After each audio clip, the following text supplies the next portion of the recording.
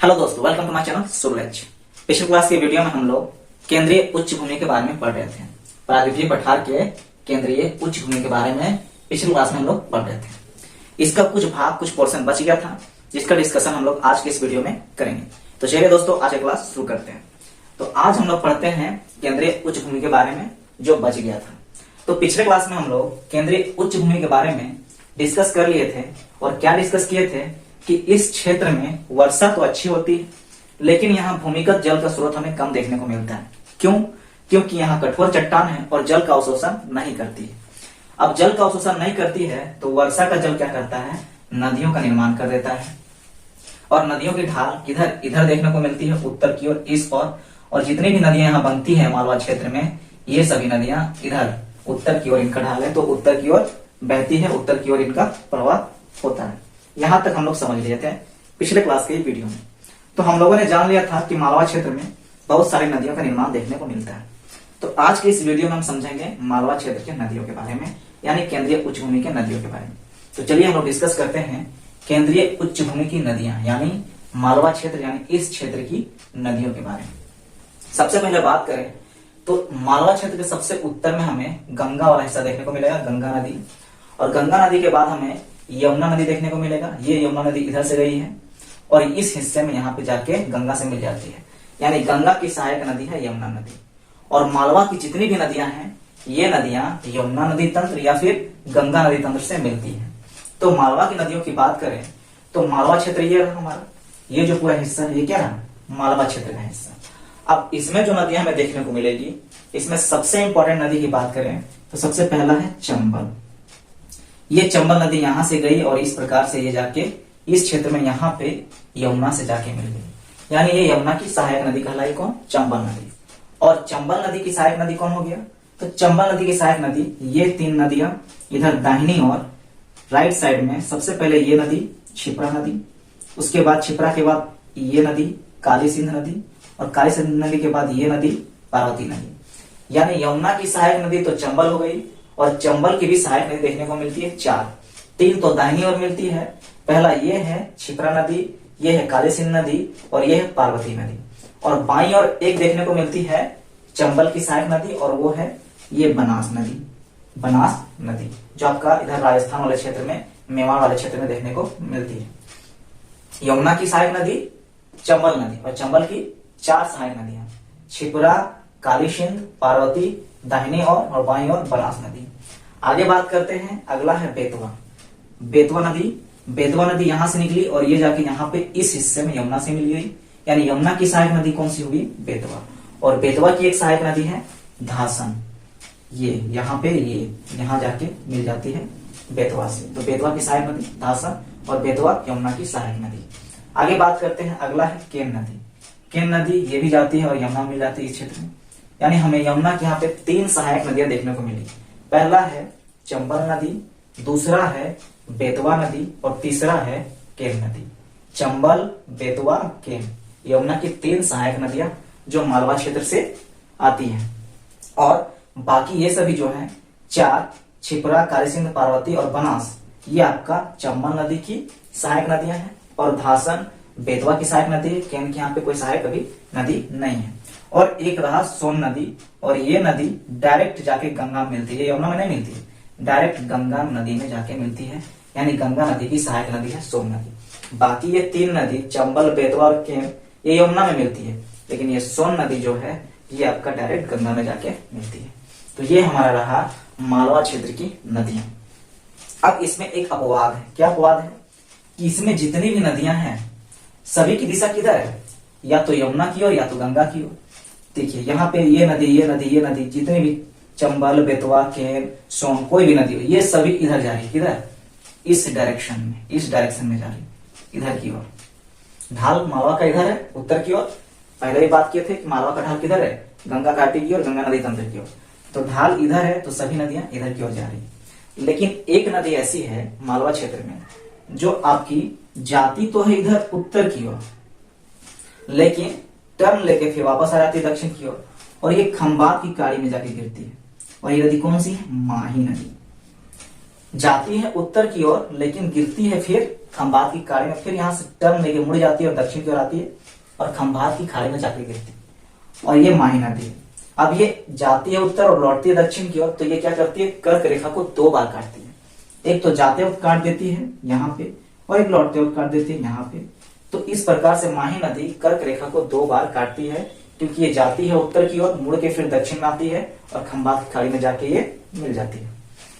जैसे यहां समझिए, इस क्षेत्र से, विंध्य वाले क्षेत्र से, मालवा का ये जो विंध्य वाला क्षेत्र है इधर, इस क्षेत्र से निकलती है माही नदी, यहां से गुजरती है और यहां से फिर ये टर्न लेती है कहां पे, अरावली का जो है, अरावली में एक घाटी है, उस घाटी से टर्न लेके फिर ये नीचे इधर दक्षिण की ओर आती है और यहाँ खंभात की खाड़ी में जाके ये मिल जाती है। तो पहले गई, उस समय भी कर्क रेखा को काट दिया, और फिर लौटी वापस, उस समय भी कर्क रेखा को काट दिया।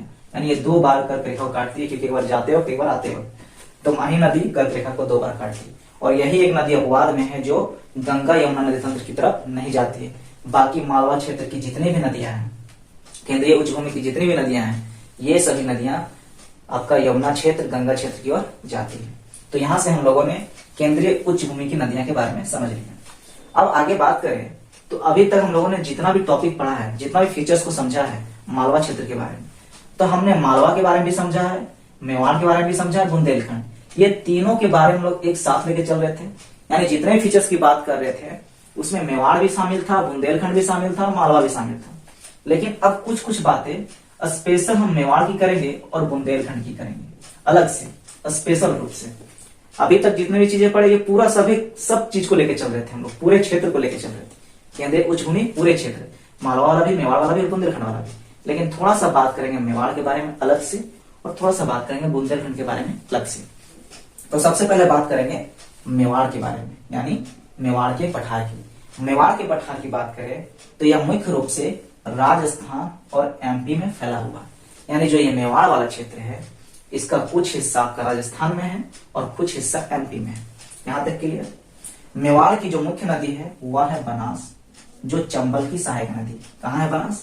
तो ये रहा बनास, चंबल की सहायक नदी। ये हमारा चंबल रहा, जो यमुना की सहायक नदी है, और चंबल की सहायक नदी कौन? बनास है। तो ये हमारा मुख्य नदी है मेवाड़ का पठार का।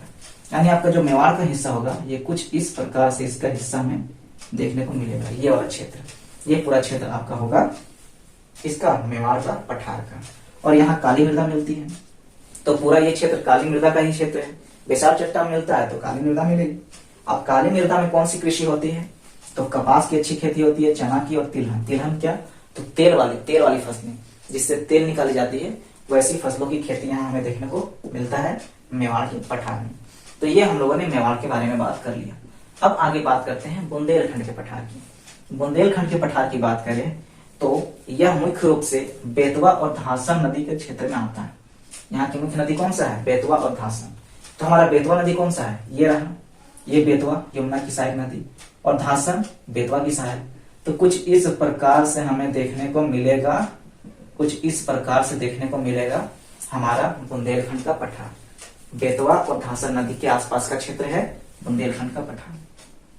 बुंदेलखंड का कुछ हिस्सा यूपी में आता है और कुछ हिस्सा एमपी में आता है। कुछ हिस्सा उत्तर प्रदेश का है, कुछ हिस्सा मध्य प्रदेश का है।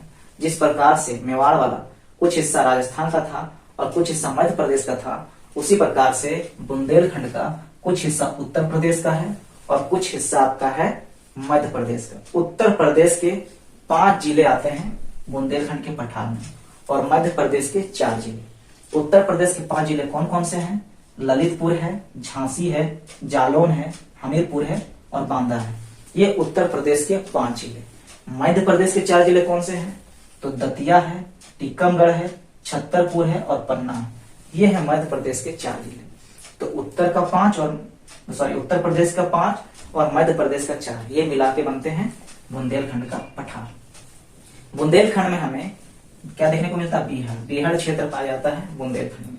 पिछले क्लास की वीडियो में हम लोगों ने बीहड़ के बारे में बात किया था कि बीहड़ क्या होता है। अगर आपने पिछले क्लास का वीडियो नहीं देखा है तो पिछले क्लास का वीडियो जरूर देखें, वहां आपको अच्छे प्रकार से बेहतर तरीके से समझाया गया है बीहड़ के बारे में कि बीहड़ हमारा क्या है। अब आगे बात करते हैं। तो हम लोगों ने अभी बात किया मेवाड़ का और बुंदेलखंड का स्पेशल अलग से। बाकी जितने भी और फीचर्स अभी तक हम लोग पढ़े हैं वो सभी के लिए था। अब आगे बात करें तो आगे है मालवा क्षेत्र, यानी पूरा केंद्रीय उच्च भूमि वाला ये पूरा क्षेत्र। कौन सा? ये पूरा क्षेत्र, यानी मालवा का पूरा क्षेत्र की बात कर रहे हैं। मालवा क्षेत्र भूमिगत जल की कमी से ग्रस्त है। तो हम लोग ये पहले भी बात किए थे, हम लोग शुरू से ही समझ रहे हैं कि ये वाला जो क्षेत्र है ये भूमिगत जल से ग्रसित है, उसकी कमी से ग्रसित है। क्यों ग्रसित है, इसका रीजन क्या है? तो इसमें क्या होता है, कठोर चट्टान है इसके जमीन में, भूमि में, जो जल का अवशोषण नहीं करता, इस वजह से भूमिगत जल का स्तर हमें यहाँ पे कमी देखने को मिलता है। इसका रीजन समझ में आ गया कि इसमें क्या है, कठोर चट्टान है, विशाल चट्टान, कठोर चट्टान जल को एब्जॉर्ब नहीं करता, वर्षा आती है, वर्षा के जल को एब्जॉर्ब नहीं करता है, तो इस वजह से भूमिगत जल की कमी हो जाती है। यहां तक समझ में आ गया। अब भूमिगत जल की कमी हो गई तो जब तक इस क्षेत्र में वर्षा हो रही तब तक तो पानी का कोई दिक्कत नहीं होगा, लेकिन वर्षा जब नहीं होगी, गर्मी का दिन आएगा, वर्षा नहीं होगी, तो वर्षा का जल का अवशोषण तो किया नहीं भूमि, तो भूमिगत जल स्तर कम हो गया, तो फिर यहाँ पानी का दिक्कत हो जाएगा।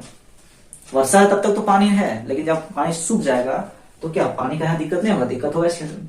तो पानी के दिक्कत से निपटने के लिए यहाँ की सरकार कुछ काम करती है, कुछ योजनाएं चलाती है। तो इसलिए यहाँ पे क्या होता है, यहाँ की जो सरकार होती है वो क्या करती है, नदियों पर बांध बनाने की योजना चलाती है, नदियों को जोड़ने की योजना चलाई जाती है। मतलब कई प्रकार की योजनाएं हमें देखने को मिलता है ताकि यहाँ पे जल की कमी ना हो, इस क्षेत्र में जल की कमी से दूर हो जाए, मतलब यह क्षेत्र में जल की कमी हमें देखने को नहीं मिले। इसके लिए तरह तरह की योजनाएं सरकार बनाती रहती है, क्योंकि यहाँ पे भूमिगत जल का स्रोत हमें कम देखने को मिलता है। अब बात करें तो एग्जाम्पल के तौर पे हम लोग समझते हैं परियोजना में चंबल परियोजना। क्या? चंबल परियोजना। चंबल परियोजना एक क्या है, बहुउद्देशीय परियोजना है। ऐसी बहुउद्देशीय परियोजना। अब बहुउद्देशीय परियोजना क्या है, तो बहुउद्देशीय परियोजना की बात करें तो ऐसा परियोजना जिसका एक से अधिक उद्देश्य है। जैसे चंबल परियोजना, इसमें जितने भी बांध बनाए गए हैं इसका एक से अधिक उद्देश्य है। इसमें जो बांध बनेगा उससे क्या होगा, पीने का पानी मिलेगा, सिंचाई होगा, नहर बनेगा, वहां से सिंचाई किया जाएगा, सिंचाई की व्यवस्था होगी, बिजली का उत्पादन होगा। तो एक से अधिक उद्देश्य है ये योजना बनाने का, इसीलिए बहुउद्देशीय योजना। एक से अधिक योजना के लिए जो परियोजना बनाया जाता है वही होता है बहुउद्देशीय परियोजना। तो चंबल परियोजना एक बहुउद्देशीय परियोजना है, क्योंकि इसमें सिंचाई हो रही है, पानी पीने का व्यवस्था हो रहा है, उससे बिजली उत्पादन हो रहा है, और भी कई तरह के काम देखने को मिलते हैं। तो चंबल परियोजना यानी चंबल नदी में जो परियोजना चली वही चंबल परियोजना है। अब कौन कौन सी परियोजना चली, तो चंबल नदी में हमें सबसे पहले देखने को मिलता है गांधी सागर बांध, एमपी। मध्य प्रदेश में गांधी सागर बांध बनाया गया है। रावत भाटा राजस्थान में राणा सागर बांध बनाया गया है, ये भी चंबल नदी। उसके बाद यहाँ पे जवाहर सागर बांध बनाया गया है कोटा में, राजस्थान। उसके बाद यहाँ पे कोटा में ही बैरेज देखने को मिलता है, कोटा बैरेज। तो चंबल में इतनी सारी परियोजनाएं बनी है, गांधी सागर बांध एमपी, राणा सागर बांध रावत भाटा राजस्थान, जवाहर सागर बांध कोटा राजस्थान, और कोटा बैरेज। तो इस प्रकार की कई सारी परियोजनाएं सरकार के द्वारा चलाई जाती है। कौन सा सरकार, तो मध्य प्रदेश की सरकार, राजस्थान की सरकार, उत्तर प्रदेश की सरकार, क्योंकि यही सारे क्षेत्र क्या है, मालवा के क्षेत्र है, केंद्रीय उच्च भूमि का क्षेत्र है। तो इन क्षेत्रों में पानी का दिक्कत ना हो, जल की समस्या ना हो, इसके लिए सरकार कई योजनाएं चलाती रहती है। तो यहाँ तक हमारा कॉन्सेप्ट क्लियर हो गया। अब आगे बात करते हैं इस क्षेत्र में कौन कौन से खनिज पाए जाते हैं। तो इस क्षेत्र में विशेषकर हमें खनिज देखने को मिलते हैं, कौन से, तांबा, चांदी, आयरन, अभ्रक। तो ये जो क्षेत्र है केंद्रीय उच्च भूमि वाला यानी मालवा वाले क्षेत्र, तो मालवा वाले क्षेत्र में हमें तांबा देखने को मिलता है, चांदी देखने को मिलता है, आयरन देखने को मिलता है, और अभ्रक देखने को मिलता है। और इस क्षेत्र में कृषि क्या क्या होती है, कपास की खेती होती है, चना की खेती होती है, दलहन की खेती होती है, और तिलहन की खेती होती है। दलहन दाल वाली फसलें और तिलहन तेल वाली फसलें, जिससे तेल का उत्पादन होता है।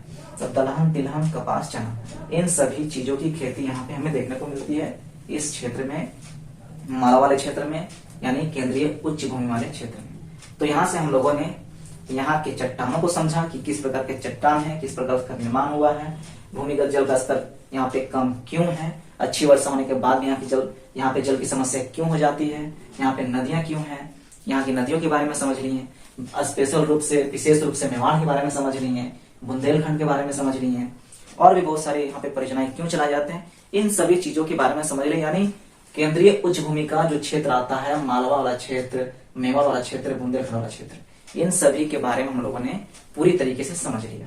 तो आज का वीडियो दोस्तों यहीं समाप्त होता है, क्योंकि ये टॉपिक हमारा यहीं तक था, ये क्लियर हो गया। तो इसी टॉपिक के साथ हम लोग आज का वीडियो समाप्त करते हैं। अब हम लोग नेक्स्ट वीडियो में नेक्स्ट टॉपिक के साथ मिलेंगे। तब तक के लिए धन्यवाद दोस्तों, जय हिंद।